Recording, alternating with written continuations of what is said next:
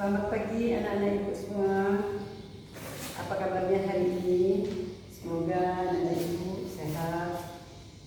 Oke, untuk kelanjutan pelajaran kita sekarang akan membahas materi bab 2 yang judulnya adalah perlindungan dan penegakan hukum di Indonesia. Pertama-tama akan kita bahas dulu, yaitu perlindungan dan penegakan hukum. Lanjut, 1. Pengertian dan penegakan hukum. Sebelum kita bahas pengertian dan penegakan hukum, anak-anak ibu harus tahu dulu pengertian hukum itu sendiri. Apa itu hukum? Hukum adalah peraturan yang berisi perintah dan larangan dibuat oleh badan berwenang atau penguasa dan bersifat memaksa. Ya, itu adalah pengertian hukum. Baru kita lanjut ke penegakan hukum.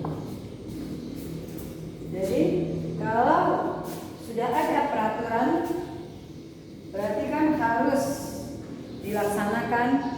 Di sanalah nanti masuk penegakan hukumnya. Jadi penegakan hukum itu adalah bagaimana seseorang mendapat keadilan, jadi sesuai dengan apa yang diperbuatnya. Jadi atau hukum itu telah dibuat, tapi bagaimana supaya bisa adil berlakunya. Jadi tapi menurut pendapat para ahli banyak pengertiannya ya. Ada ibu yang bisa menyebutkan? Coba satu orang sebutkan apa pengertiannya. Menurut Sutono, Bu. Siapa namanya, Nak? Emma, Bu. Emma ya, silakan Emma. Perlindungan hukum adalah tindakan atau upaya untuk melindungi masyarakat dari perbuatan sewenang-wenang oleh penguasa yang tidak sesuai dengan aturan hukum untuk mewujudkan ketertiban dan ketentraman sehingga memungkinkan manusia untuk menikmati martabatnya sebagai manusia, Bu. Terima kasih ya. Jadi di sana dikatakan bahwa perlindungan hukum itu adalah upaya untuk melindungi masyarakat dari tindakan sewenang-wenang pemerintah.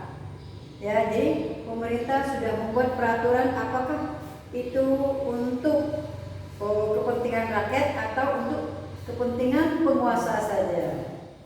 Ya, jadi biasanya pemerintah kalau kita membahas tentang peraturan perundang-undangan, kalau hukum ini kan nanti hukum berarti peraturan kan?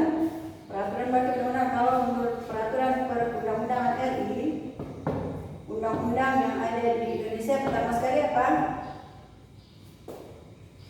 Yang pertama sekali adalah Undang-Undang Dasar 1945. Itu adalah hukum tertinggi. Setelah itu baru nanti ada undang-undang. Habis itu baru ada peraturan pemerintah. Ada lagi PP ya, tuh Perpu, peraturan pemerintah mengganti undang-undang. Ada lagi Kepres. Keputusan Presiden. Kepres adalah keputusan presiden. Ada lagi? Ada, Bu. Apa? Perda. Perda nanti di nomor 7 ada berapa? Ada 7 atau 6? Apa lagi yang ingat? Ayo, ada UUD 1945 ini yang tertinggi ya. Oh, satu lagi ada nih, TAP MPR atau ketetapan MPR. Boleh lagi sini ya. 6, ini 7 ya Nana. Ketetapan MPR atau lebih terkenal dengan TAP MPR. Baiklah, kalau Undang-Undang 1945 ini dibuat oleh siapa?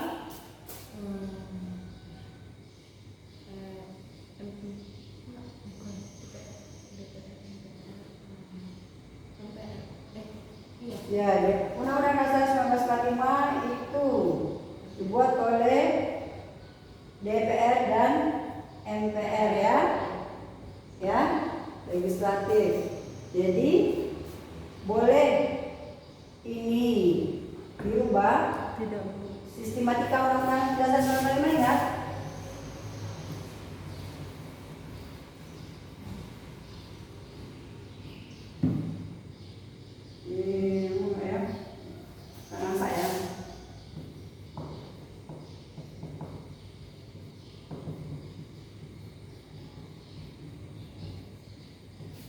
Yang pertama sekali ada pembukaan.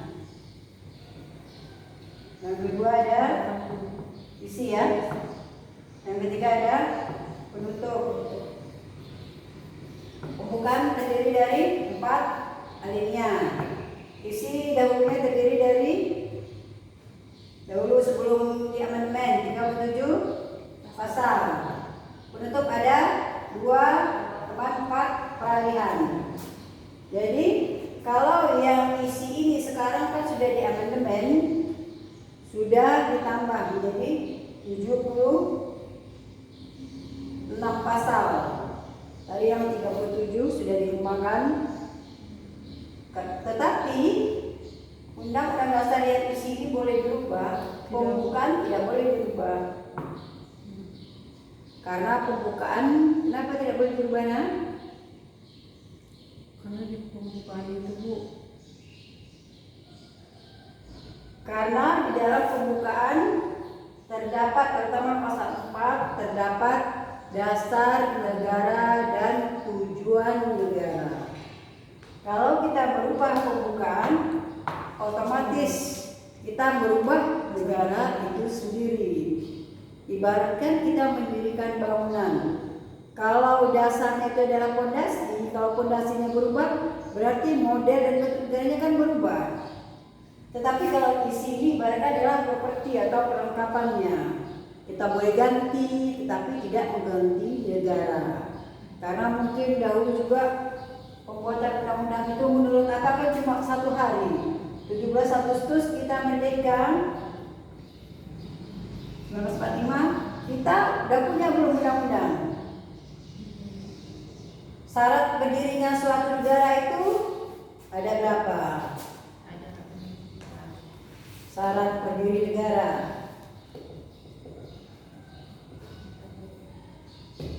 Yang pertama ada Adanya wilayah. ada rakyat. Kedua ada wilayah. Yang ketiga ada pemerintah. Pemerintah yang berdaulat. Dan yang keempat ada pengaduan dari negara lainnya. Nah, waktu kita merdeka tanggal 17 Agustus 1945 itu, apakah kita sudah punya 4 dari syarat berdirinya suatu negara? Belum. Kita baru punya apa?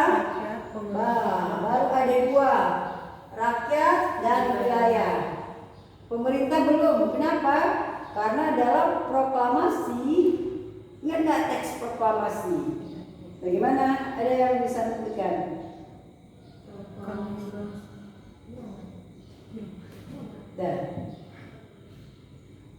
Kalau nggak ingat boleh di apa? Boleh ditengok di Google. Proklamasi bangsa Indonesia mengaku. Proklamasi kami bangsa Indonesia dengan ini menyatakan kemerdekaan Indonesia. Hal-hal mengenai pemindahan kekuasaan dan lain-lain diselenggarakan dengan cara seksama dan dalam tempo yang sesingkat-singkatnya. Jakarta, 17 Agustus 1945. Atas nama Rakyat Indonesia Soekarno-Hatta. Jadi Soekarno dan Hatta di sana belum menjadi pemerintah, belum menjadi penguasa. Ya. Jadi dia baru atas nama bangsa. Jadi dia belum punya pemerintah.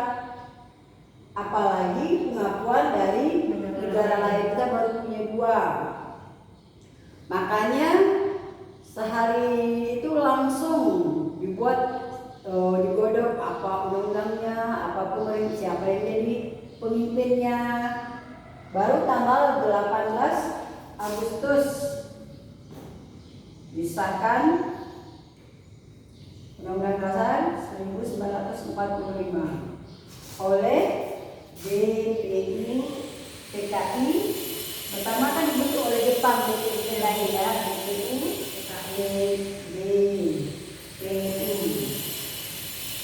PKI dan menjadi PPKI, Panitia Persiapan Kemerdekaan Nasional. PPKI kan anggotanya 60 orang.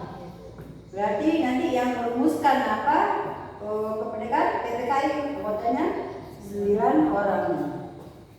Jadi mereka merumuskan di sana, mungkin waktunya juga singkat, cuma 1 hari. Jadi mungkin undang-undang kita yang sedikit lah kan, karena waktunya mepet kalau dibandingkan dengan negara lain. Negara lain undang-undang dasarnya itu ada sampai ada 200 pasal.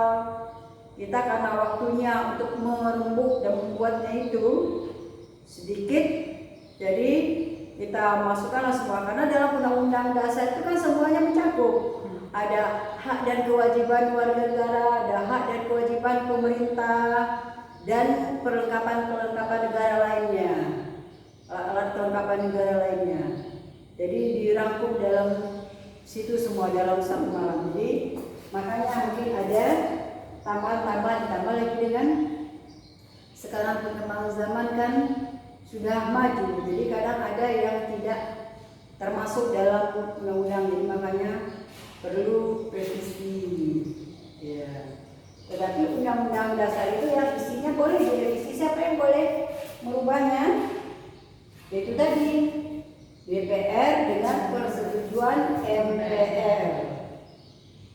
Ya, yang undang-undang dasar. Terus ketetapan MPR ini juga siapa yang membuat? Ini adalah MPR. Kalau undang-undang yang membuat siapa? Undang-undang kerjasama atau kolaborasi antara Presiden dengan DPR. Kalau PP peraturan pemerintah siapa? Berarti Presiden. Perpu peraturan pemerintah berarti undang-undangnya juga Presiden. Kepres juga Presiden. Karena ini adalah keputusan Presiden. Cuma ada undang-undang yang bekerjasama dengan DPR. Tetapi dalam keadaan genting atau mendesak, Presiden boleh membuat undang-undang tanpa persetujuan DPR, tapi dalam keadaan mendesak. Tapi kalau tidak, itu harus disetujui. DPR juga membuat undang-undang harus persetujuan Presiden. Karena nanti undang-undang ini akan terbit, harus ada apanya dulu PP-nya, peraturan pemerintahnya. PP mana yang menjalankan? Jadi kalau undang-undang sudah digodok, kalau belum ada PP-nya, ya belum bisa diapakan ke masyarakat, ditetapkan ke masyarakat. Belum bisa untuk dijalankan. Oke? Ada yang mau bertanya? Ya, kalau enggak berarti masalah perlindungan dan penegakan hukum udah ngerti ya, sekalian pengertiannya. Oke? Gak ada pertanyaan kan? Udah ngerti? Kalau udah kita lanjut faktor yang mempengaruhi penegakan hukum. Jadi di sini ada beberapa faktor. Yang pertama ada faktor hukum itu sendiri. Nah, yang pertama ada secara yuridis.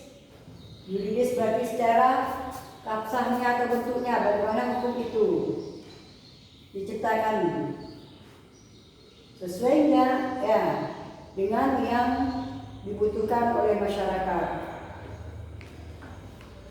Atau apakah ini lanjut lagi ke secara sosiologisnya ya, apakah hukum itu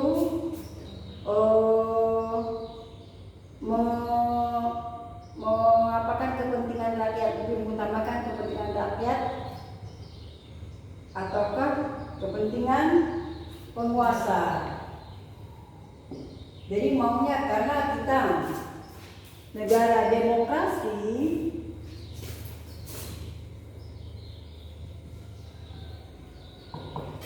apa itu demokrasi nak?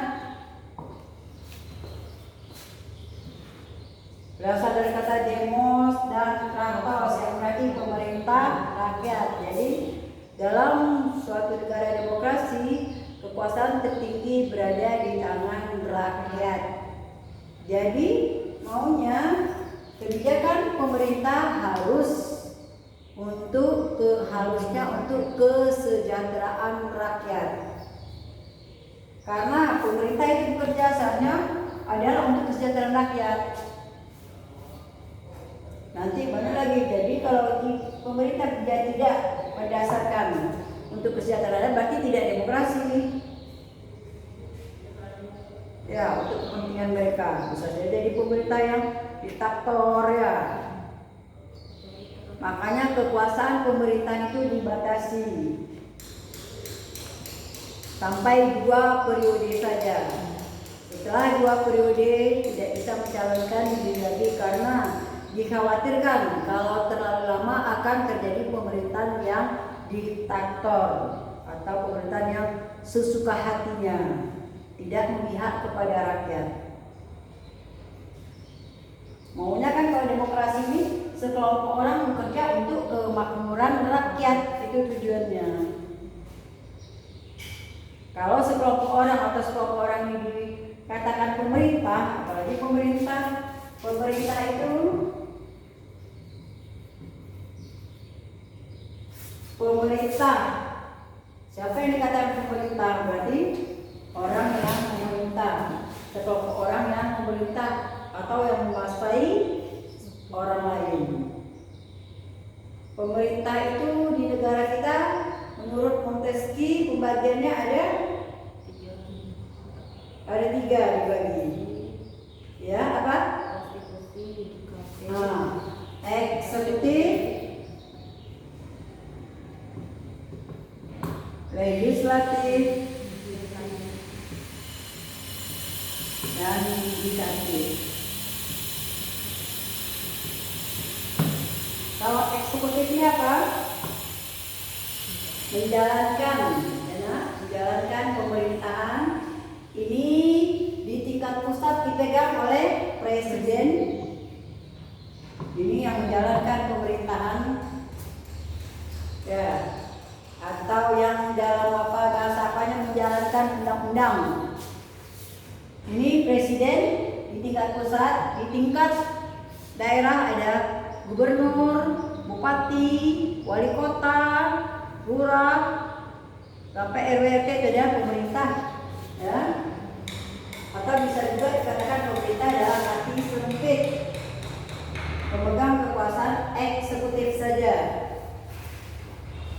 Kalau pemerintah dalam arti luas berarti dia juga ada eksekutif dan legislatif. Legislatif adalah DPR dan MPR.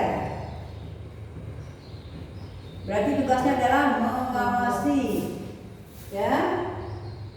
Karena DPR itu ada hak angket, hak budget, hak interpelasi, hak bertanya kepada presiden.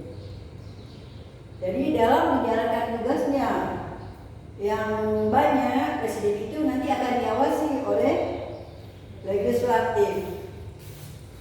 Ya, presiden tidak bisa membuat keputusan sendiri tanpa mendapat persetujuan daripada DPR. Misalnya dia membuat kecuali keadaan mendesak atau keadaan genting, memang dia berhak karena ada dalam undang-undangnya. Undang-undang itu membunyikan kalau dalam keadaan mendesak presiden boleh menyatakan bahaya, menyatakan perang, menyatakan apa. Contohnya sekarang kan dalam seperti wabah sekarang kan diumumkan bahwa kita mau PPKM, bukan keadaan mendesak, dia tidak perlu meminta persetujuan. Tapi tapi kalau tidak itu harus. Makanya suatu peraturan atau undang-undang baru dibuat, rakyat itu sering kita lihat kan protes, ada demo, ada yang sampai anarkis ya. Demo atau menyampaikan aspirasi itu boleh, tapi harus damai, harus sesuai ketentuan yang berlaku. Jangan sampai menimbulkan anarkis. Apalagi seharusnya kan kita kan sudah memberikan wewenang kepada DPR. Kan wakil kita kan DPR, itu adalah wakil rakyat. Ditambah lagi ada DPD, Dewan Perwakilan Daerah. Ada wakil daerah, ada wakil rakyat yang di dalam legislatif itu. Mereka seharusnya yang turun tangan. Mereka yang bertanya, mereka yang seharusnya memikirkan bahwa kan apakah undang-undang yang dibuat itu nanti akan membuat rakyat senang atau susah, karena mereka kan dari rakyat juga. Makanya sering kalau undang-undang sudah dibuat itu rakyat protes, kan kita lihat tidak ada gunanya, karena sebetulnya pada dasarnya itu rakyat sudah setuju lewat wakil rakyat. Ya, makanya pemerintah nanti akan memaksakan, karena sifat pemerintah itu satu memaksa,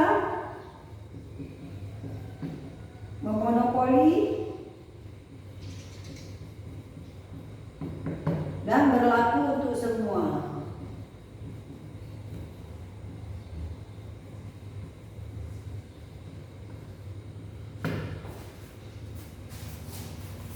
Contohnya sekarang kan yang terjadi, suka tidak suka, kalau pemerintah sudah memutuskan, otomatis kita selaku warga negara ya harus ikut terhadap peraturan tersebut, karena kalau tidak akan ada nanti sanksinya. Sanksi dalam peraturan hukum itu ada, yang pertama ada denda, yang kedua ada atau hukuman ya, sanksi atau hukuman.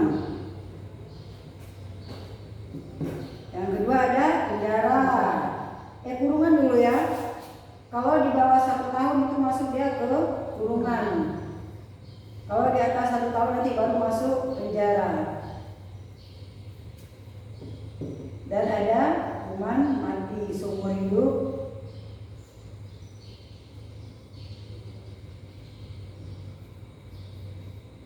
Dan hukuman mati. Ini dia sanksi yang akan diberikan kalau kita melanggar. Tergantung nanti peraturan mana yang kita langgar dan apa sanksinya.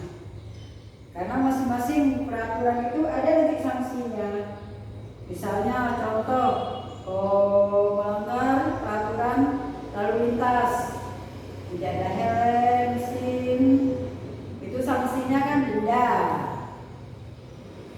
Atau perbuatan kriminal, membunuh, mencuri, itu sanksinya ada kurungan penjara, ada yang 1 tahun bahkan sampai 20 tahun, ada yang seumur hidup, bahkan bisa hukuman mati. Biasanya hukuman mati ini adalah untuk kasus yang pelanggarannya berat. Ya, kalau narkoba yang membunuhnya lebih biasanya dari 1. Kalau 1 saja maksimalnya baru 20 tahun kan. Tapi jarang sih yang maksimalkan, biasanya hakim memutuskan biasanya di bawah tuntutan. Jarang yang maksimal, tergantung prosesnya. Oke, kita lanjut lagi ya. Yang gimana tadi nak? Di sini ya. Ya. Terus lanjut ke tidak adanya undang-undang, ya, atau ya di sini ya. Kurangnya biaya dulu ya. Tidak ada logam yang lengkap. Yang mana tadi? Di sini. Masih hukum tadi secara filosofis. Lanjut ke yang habis filosofi berarti baru masuk ke Penegakan hukum lagi ya. Kita lanjut ke penegakan hukum, berarti di sini nomor 2 ya, di sini dia ya. Ya kan, 22 kan? Yang pertama, penegakan hukum ini tidak adanya undang-undang yang lengkap. Jadi belum ada undang-undang. Kita ambil contoh kasus Raffi Ahmad dulu kan. Ya, itu kan dia ditangkap katanya psikotropika ya, atau penyalahgunaan obat-obat terlarang. Tetapi pada kenyataannya harus dibebaskan karena undang-undang belum ada mencantumkan yang dipakainya dalam daftar obat-obat terlarang. Makanya tidak jadi itu disidangkan karena belum ada undang-undangnya, belum masuk daftarnya. Waktu itu dia memakai teh Arab ya, apa tembakau Arab apa teh Arab, jadi belum ada di sana masuk. Makanya dilepaskan karena akan dituntut pasal berapa, jadi itu belum bisa. Terus adanya ketidaksinkronan antara masyarakat dengan undang-undang. Misalnya apa di sini? Atau tidak cocok antara kebutuhan masyarakat dengan undang-undang, tidak sinkron. Misalnya masyarakat ingin apa? Mendapat perlindungan dan penegakan hukum. Tetapi antara masyarakat dengan penegakan hukum mungkin bandingnya terlalu kecil kan, jadi mungkin tidak bisa untuk secara spesifik untuk melayani seluruh masyarakat. Mungkin dari jumlah personilnya ataupun kurangnya biaya kan, karena account menambah personil itu kan menambah budget negara. Apalagi jumlah penduduk kita yang berapa?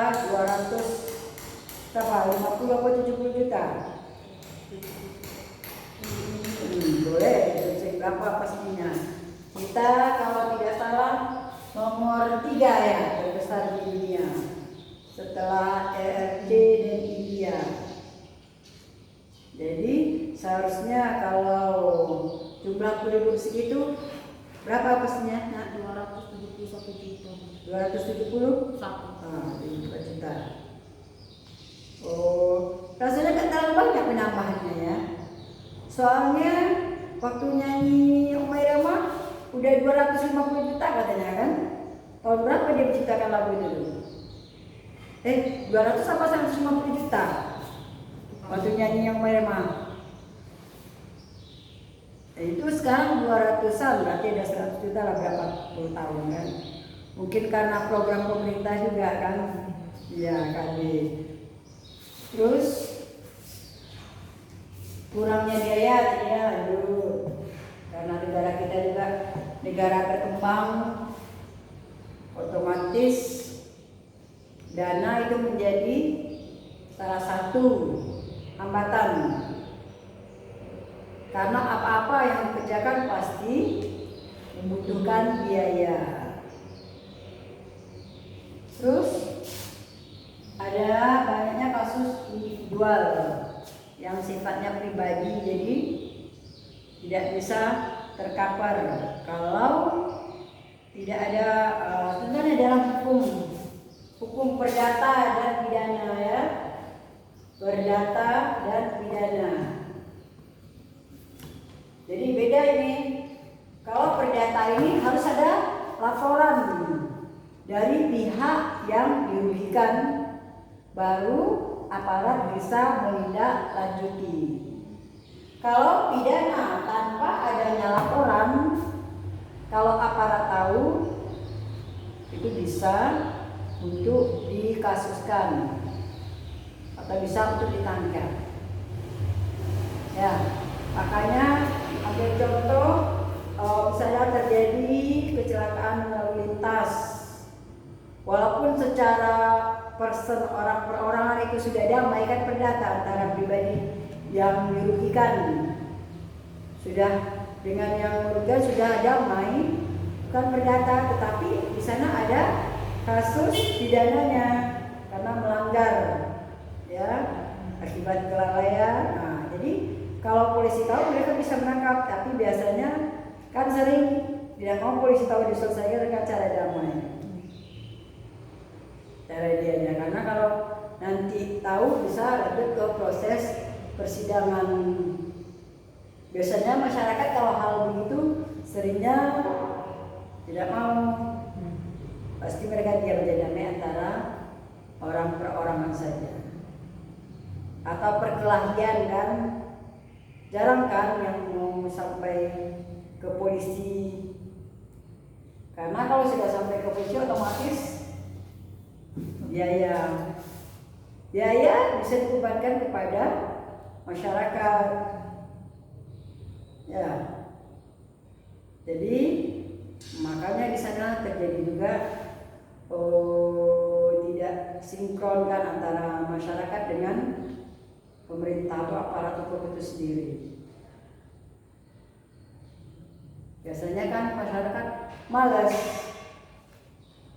kalau mau melaporkan masalahnya ke hukum, seringnya pakai ke keluarga saja atau antara orang dengan perorangan. Sampai sini ada yang mau ditanyakan? Oke ya, mungkin banyak catatan nanti coba dipahami. Kalau terus di bukunya kalau ada penjelasan tolong digaris bawahi mana-mana yang pentingnya, karena di bukunya ada. Tinggal anak-anak ibu bagaimana cara untuk